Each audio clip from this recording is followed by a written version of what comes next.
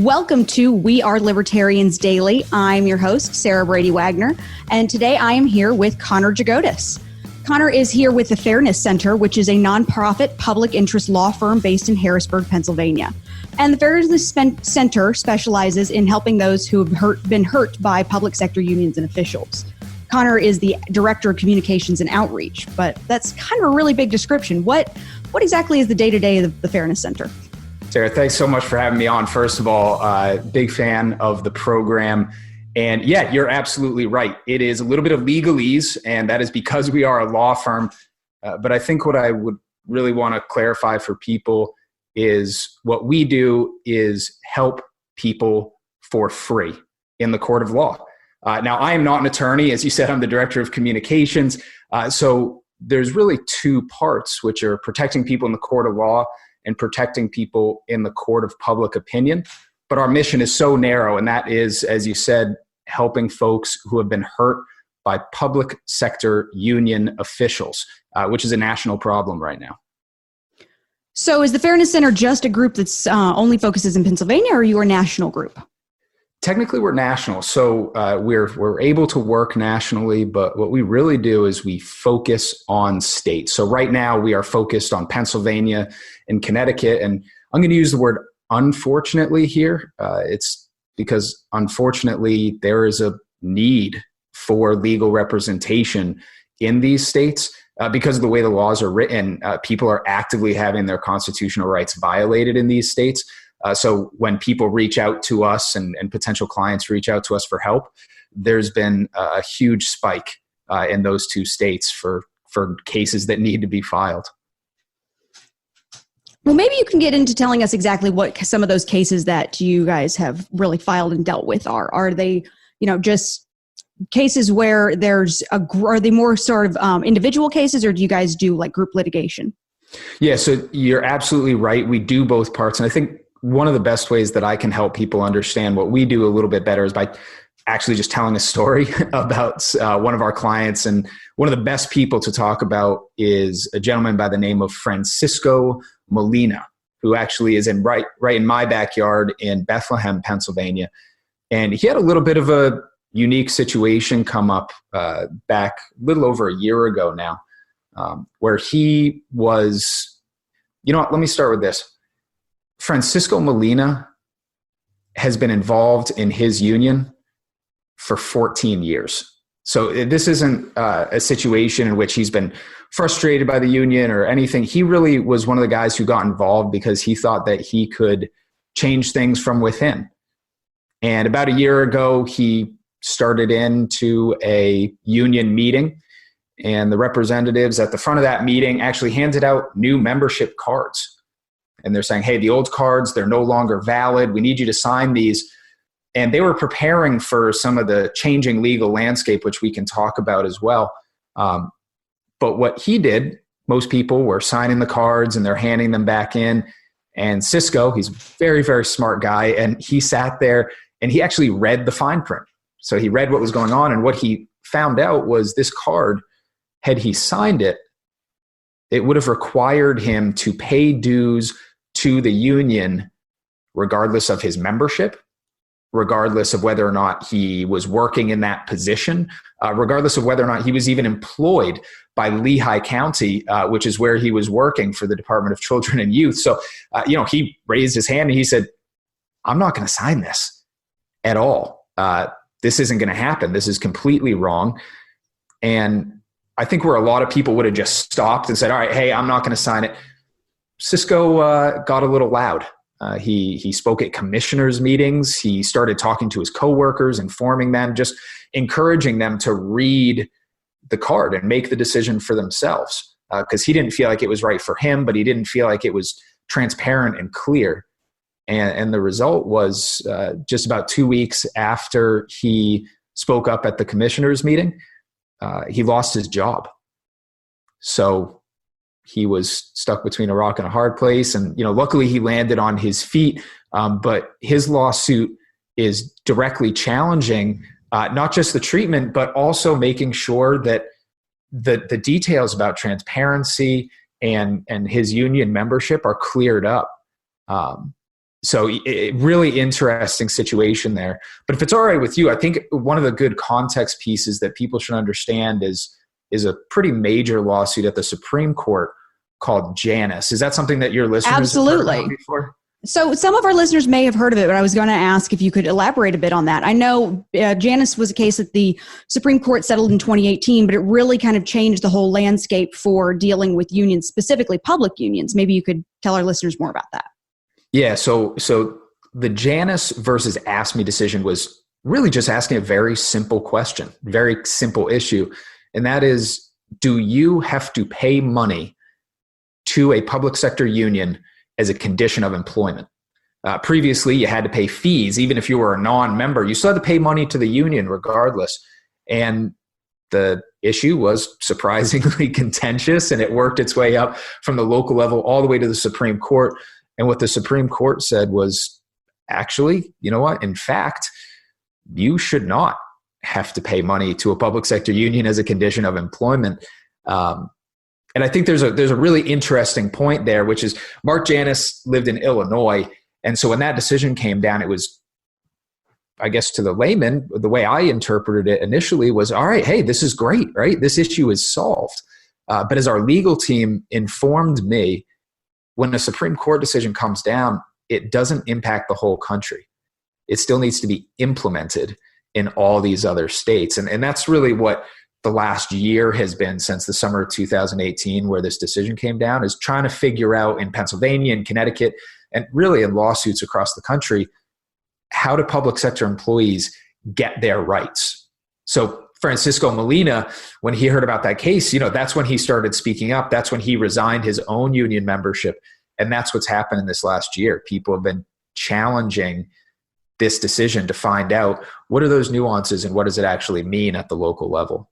So has your organization really been dealing with kind of trying to extricate those individuals from those organizations? Because in a lot of ways, I know the argument for why they had fees in the first place is essentially trying to avoid a free rider problem. So if you have individuals who are working at a job where there is a union who has negotiated certain employment agreements or even just wages, is that something where we might see people in negotiating like individual contracts, or will they still have an ability to benefit from that even though they're not taking part in the union?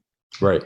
Well, I think you hit on exactly the right thing. And what I'm pulling out of that is that the core message of this is about fairness and it's about choice.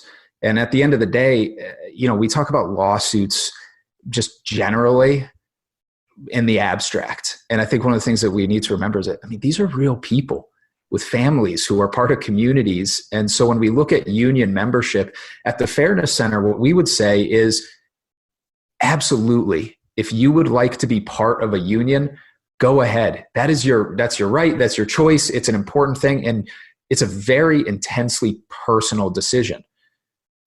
But let's be fair about it. On the other side of that, there are people who are going to make decisions for their own families and for their own communities and for themselves that say, you know what, union membership is not right for me.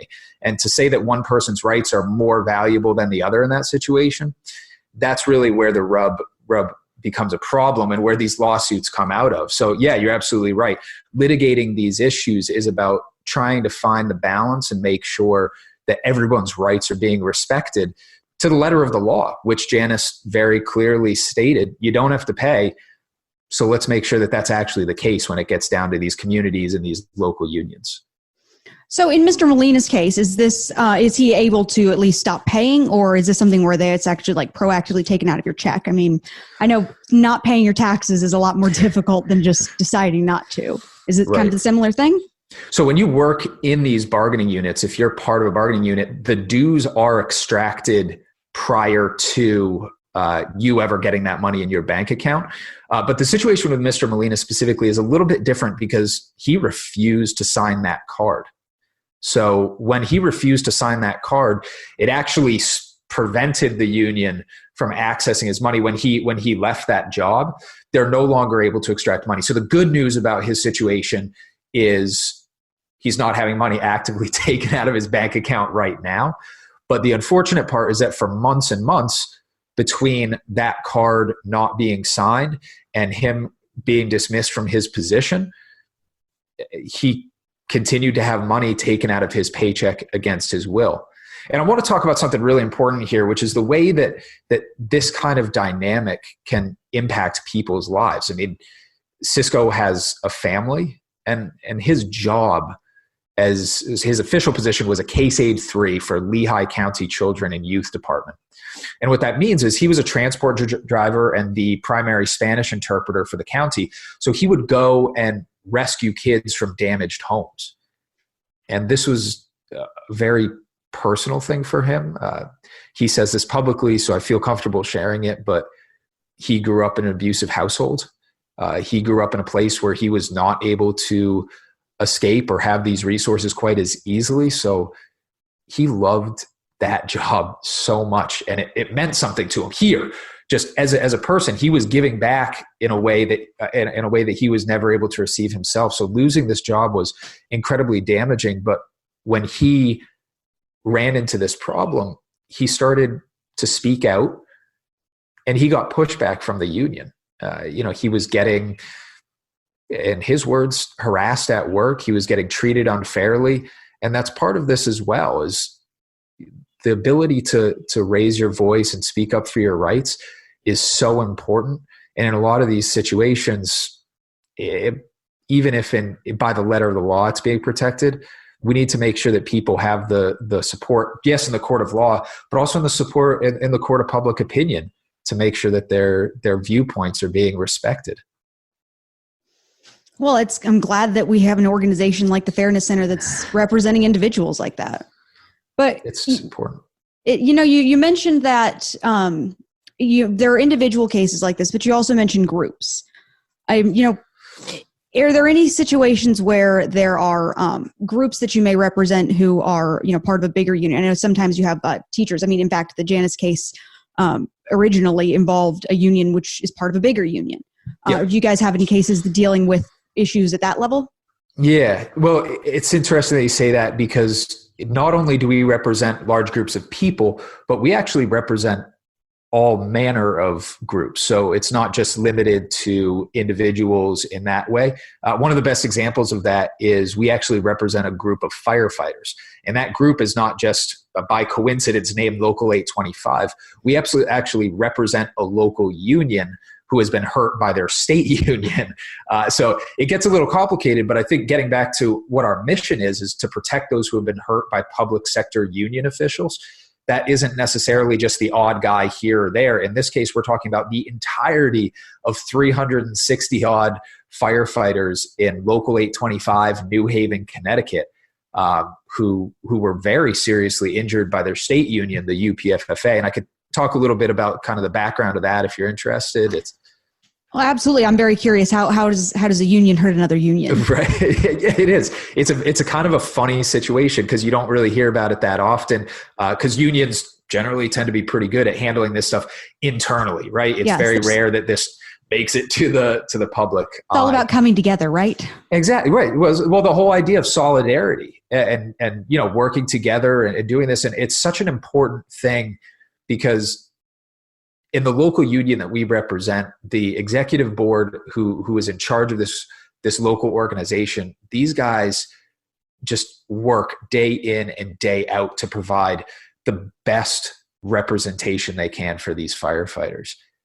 And what happens is unions are organized in a variety of ways, but in this case, there's a local union, there's a state union, and there's an international union. So there's multiple layers of unions here. And about 2.5 years ago now, the local union got a new executive board, and they were taking a look at their books, and they were not financially healthy, and they were looking for ways to cut. And through that process, they realized they were paying a tremendous amount of money to the state union, and they weren't really getting the value that they wanted from them. So they took a vote. It was unanimous. The executive board voted to leave the state union, and they sent in the letter and said, hey, yes, we're going to leave. It was unanimous. Thank you. It's been great, but we're going to sever ties. And sure, that all sounds well and good.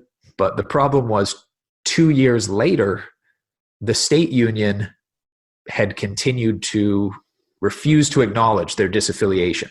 They said, nope, you cannot leave. We're not going to allow you to. And it got so bad. This is all before the Fairness Center was contacted. It got so bad that the local department had been put into collections by the state union. Firefighters' parents were being called in their homes saying that their children, these firefighters, were going to be thrown in jail if these dues were not paid. There was a tremendous amount of not solidarity going on, right? There was a whole lot of headbutting. And that's why that local fire department reached out to us. And yeah, it's a unique situation. But again, it gets back to that choice. If you want to be part of an organization, absolutely, you should have the right to do so. But if you don't, or you don't feel like you're getting the type of representation that you need, want, deserve, heck yes, you should be able to say, no, thank you. It's been great, but we're going to move on, or we're not going to become members in the first place. What has been great about this situation with Local 825 is the courts have agreed with us. In fact, it's kind of hard to get an injunction in court. It's just legally, it's a very tough thing to achieve. But we actually had a judge, we won an injunction, and he officially recognized that Local 825 had disaffiliated from the state union, which was just a massive win. It's so powerful to see these firefighters walking around with big smiles on their faces, recognizing that, hey, yes, courts backed us up. We did the right thing, and our rights are going to be respected. And that's really what we want for all of our clients, is for them to, at the end of the day, know that they have the support and that the judicial system and their union is going to treat them right. Yeah, I mean, it's really just a matter of respecting consent. I mean, it's really sad that in that case, you literally have to have years of litigation and a judge to say, oh, yeah, we can recognize that you revoked your consent. Yeah. Yeah. It happens all over the place. And one of the things that we found is a lot of times when people reach out to us, they already have a problem, right? They're already so far down the road and they don't know where to turn. In some of our cases, we've had people who have already retained other attorneys for huge amounts of money. Attorneys are expensive. It could be $500 an hour sometimes. And when we're talking about protecting teachers, nurses, firefighters, these guys don't have the funds to be throwing around $20,000, $30,000, $40,000 in a year to fight something that, it's an argument of principle. It's not necessarily arguing over hundreds and thousands or millions of dollars. This is just normal people asking for their rights to be respected. So it's really, that's why we exist as a nonprofit, is because when people come to us because they've been hurt, we represent them 100% for free, not a penny out of their pocket, it's a great feeling for us, and it's a great feeling for them. Well, how exactly are you guys able to do that? Where is the basis coming from for that kind of support? Yeah, so we're a 501c3 as a nonprofit. So we're 100% donor supported. So there are, hundreds and thousands of people from across the country who send money because they support our mission. And that's really the best thing about it, is because our mission is so simple and straightforward: protect those who have been hurt by public sector union officials. People voluntarily give to us because they believe in that mission and they believe that people's rights ought to be respected. And if some of our listeners wanted to give, where would they go to do that? Well, if you wanted to, learn more about our organization, learn about our clients, of course, if you'd like to donate and support our work, the best place to do that is online, www.fairnesscenter.org. I think, yes, it's a great place to just get information, but I don't want to scare people away by thinking it's all legalese and that it's not exciting. We have a ton of video content on there. And most importantly, we have video content of our clients telling their stories, which is just, it's very powerful, even for me who lives with these every single day, to see these stories and hear these stories. And I'd absolutely encourage people to go online and check those out at fairnesscenter.org. So the Fairness Center has been around since before the Janus case. I was looking into, it's been founded in 2014. I'm not sure how long you've been with the organization, but how much has the Janus case really shifted the focus of the litigation you guys are dealing with, or even just the kind of cases? Yeah. So it's interesting. A lot of the Janus decision questions were also pre-existing. So we actually had cases, the case called Hartnett versus PSEA, and we actually were racing Janus up to the Supreme Court, and they happened to get there first. But we had a bunch of cases that were stayed pending that. decision. So right now, post Janus, all of those kind of backlogged cases, I say, Janus was kind of took the cork out of the bottle, and now we got to pour everything out into the judicial system and see where it settles. So all of those are still being worked out. But post Janus, there's also been some interesting questions that have come up where Janus asked about the rights of non-members, so these previous fee payers. A lot of the questions now are starting to question, what are the rights of members? So, for example, do you have to be a part of a union? Do you have to pay these organizations? All of these questions are starting to come out, and one of them is something called maintenance of membership. And I'm going to be really basic about this because I don't want to be dry and legal and boring. And because I'm not an attorney, I like to be able to bring a little bit more personality to it. But imagine that you could only exercise your constitutional rights for a narrow 15-day window every 3 to 5 years.